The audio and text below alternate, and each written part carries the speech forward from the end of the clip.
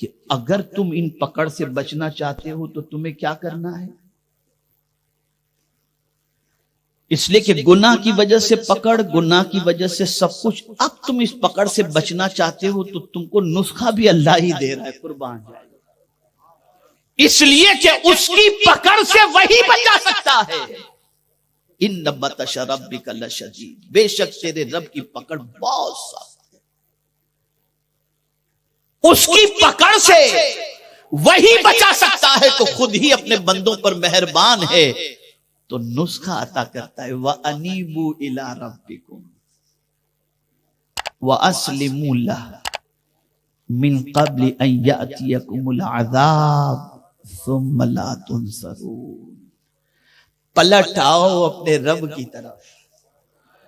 بہت دور چلے گئے تھے نا، خود کو بہت کچھ سمجھ رہے تھے نا، آؤ آ جاؤ اللہ کی طرف آ جاؤ، مت بھاگو اللہ کی طرف سے. اور خدا کی قسم اللہ کے اس پیار پر قربان ہونے کو جی چاہتا ہے. رب فرماتا ہے تمہیں کسی اور طرف پلٹنے کی بات تھوڑی کر رہا ہوں. وَأَنِيبُوا إِلَىٰ رَبِّكُمْ، میں تمہارا ہی تو رب ہوں نا، آ جاؤ نا میرے پاس، آ جاؤ نا. اللہ اکبر، تمہارے رب کے پاس آ جاؤ، پلٹ آؤ تمہارے رب کی طرف. اس لیے کہ تم کو میں نے پیدا کیا. اب دیکھیں ایک چھوٹی سی بات ہے، میں آپ کو بتاؤں. بھٹکا ہوا بچہ، گما ہوا بچہ، آوارہ بچہ بھٹکتا ہو، گھر سے نکل گیا ہو، ماں کی نیند خراب ہو جاتی ہے اور ماں کیا کہتی ہے؟ بیٹا جانے دے جو بھی ہوا، تو آجا میرے پاس آجا، میں تجھے رکھوں گی. اللہ اللہ، آپ قربان جائیے. اور اسی طریقے سے میں تو حدیث کے اس گوشے پر جب توجہ دیتا ہوں تو میری عقل دنگ رہ جاتی ہے کہ اگر بچی ڈیورس حاصل کر چکی ہے، بچی کو ڈیورس ہو چکا ہے، اور وہ ڈیورس والی بچی اگر ماں کے گھر لوٹتی ہے اور ماں باپ اس کا خیال کرتے، اس پر بھی اللہ اجر عطا فرماتا ہے. پتہ چلا لوٹ کر جو پیار ماں باپ کے یہاں ملتا ہے، جو اصل ہے، اس کا کیا کہنا. تو میرا مولا تو ماں باپ سے زیادہ مہربان ہے.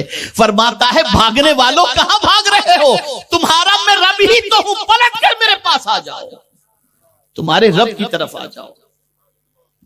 وَأَنِيبُوا إِلَىٰ رَبِّكُمْ وَأَسْلِمُوا لَهُ، اور اس کے حکم کے سامنے سر جھکا دو، جھک جاؤ اس کے حکم کے سامنے. من قبل ان یأتیکم العذاب ثم لا تنصرون، اس سے پہلے کہ تم کو کوئی عذاب گھیر لے، تمہاری طرف سے کوئی عذاب آ جائے اور پھر تمہاری کوئی مدد کرے نہیں، تمہارا کوئی مددگار نہ ہو، اس سے پہلے پلٹ کر تم اللہ کی طرف آ جاؤ. پھر وہی بات آئی اچانک والی، پھر اس کے بعد والی آیت میں وہی اچانک والی بات، یہ سمجھایا گیا آ جاؤ اس کے حکم کے سامنے سر جھکا دو، اس سے پہلے کہ تم پر کوئی عذاب آئے، کوئی تمہاری مدد نہ کرے، اس لیے تم سرنڈر ہو جاؤ، اپنے رب کے سامنے جھک جاؤ. اور آگے کیا کرو؟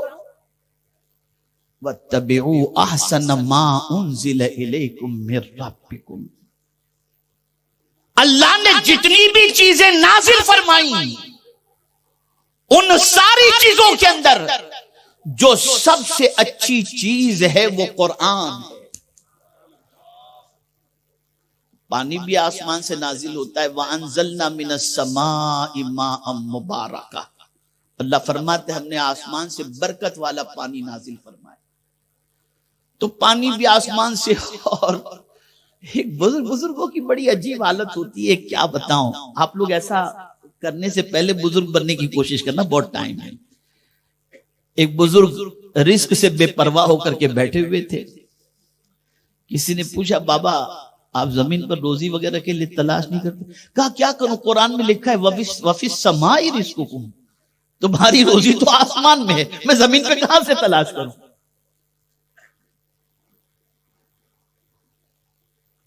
تو یہ سوچ کی بات ہے. ایک بات ذہن کے اندر رکھیے گا، ہم بات تو کرتے ہیں نظام الدین اولیاء جیسے پیر کی، لیکن آج کے دور میں نہ محبوب الہی جیسے پیر ہیں، نہ امیر خسرو جیسے مرید ہیں. تو آج اس مقام تک آدمی جلدی سے نہیں پہنچ سکتا جن کی پوزیشن یہ ہوتی ہے.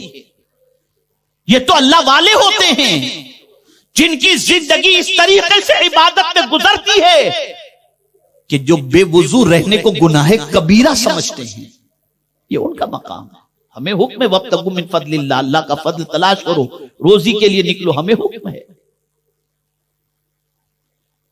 تو عرض یہ کر رہا تھا، قرآن کہتا ہے جو کچھ بھی اللہ کی طرف سے نازل ہوا نا، اس میں سب سے اچھی جو چیز ہے اس کی پیروی کرو.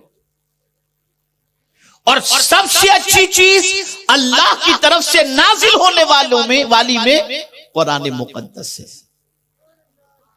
تو قرآن کی پیروی کرو. تو کیا قرآن کی پیروی کرنے سے کچھ فائدہ ہوگا؟ جی صاحب، قرآن کی پیروی سے تمہیں سیدھا جنت کا راستہ ملے گا. اور جہاں تم نے قرآن کی پیروی کی عذاب ٹلا. ارے جب مرنے والے کو تم یہاں سے ایصال ثواب قرآن کا کرتے ہو تو قبر کا عذاب ٹل جاتا ہے. تو تم اگر اپنے وجود پر قرآن کے احکام کو نافذ کر لو گے تو تم جہاں سے گزرو گے وہاں سے اللہ عذاب کو اٹھا لے گا.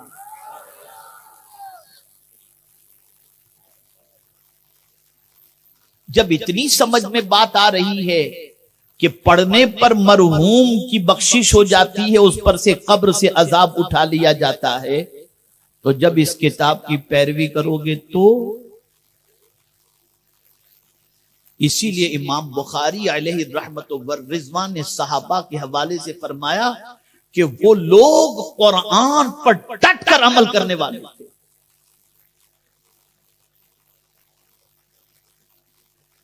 جہاں قرآن کی بات آتی سرنڈر ہو جاتے، اور جہاں قرآن کا حکم سنتے جھک جایا کرتے تھے.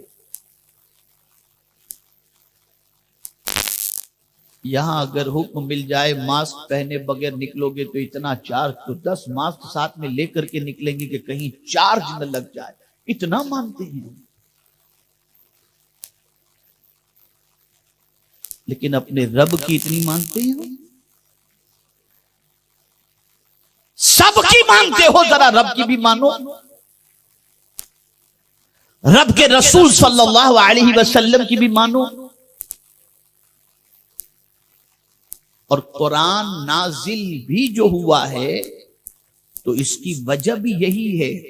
اور میں اگر بتاؤں تو آپ کی طبیعت میں اور خوشی کی لہر دوڑ جائے گی کہ اس کتاب پر جب عمل کوئی کرتا ہے نا تو اس کے ساتھ کیا ہوتا ہے جانتے ہیں؟ قرآن کہتا ہے وَهَذَا كِتَابٌ أَنزَلْنَاهُ مُبَارَكٌ فَاتَّبِعُوهُ لَعَلَّكُمْ تُرْحَمُونَ.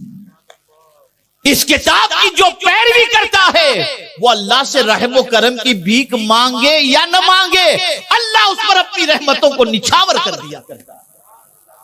یہ اس کتاب کی شان ہے. اس کتاب کی شان. سب کے قانون کو فالو کر رہے ہو، قدرت کے قانون کو کب کرو گے؟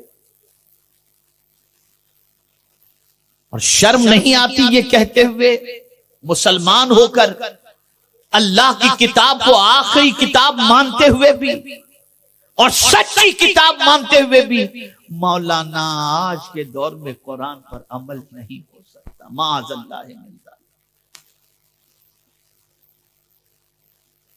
یہ کہتے ہوئے شرم نہیں آتی کہ بڑی مشکل سے مولانا 5 وقت کی پڑھ لیتے، بس اتنا ہی کافی ہے، باقی جھنجٹ ماری معاذ اللہ لوگ کہتے ہیں، باقی جھنجٹ ماری میں کون پڑے، معاذ اللہ یہ کہتے ہوئے نظر آتے ہیں. یہ مت کرو حرام ہے، نہیں سنیں گے. تو اب سن لیجئے قرآن نے کیا کہا. پہلے تو مایوسی کی بات کی، اچانک پکڑ کی بات کی، پھر واپس پکڑ کی بات. فرمایا پلٹ آؤ اپنے رب کی طرف،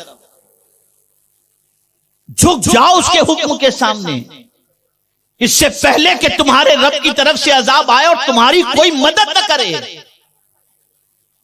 اور پھر فرمایا اللہ کی طرف سے نازل ہونے والی چیزوں میں جو سب سے بہتر چیز ہے اس کی پیروی کرو.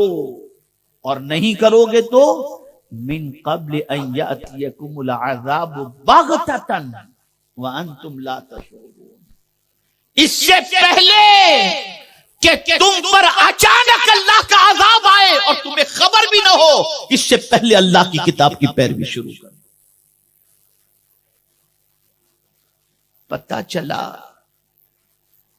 کہ جب اللہ کی کتاب کی پیروی اس کتاب کے ماننے والے نہیں کرتے، تب اللہ کا عذاب اچانک آتا ہے۔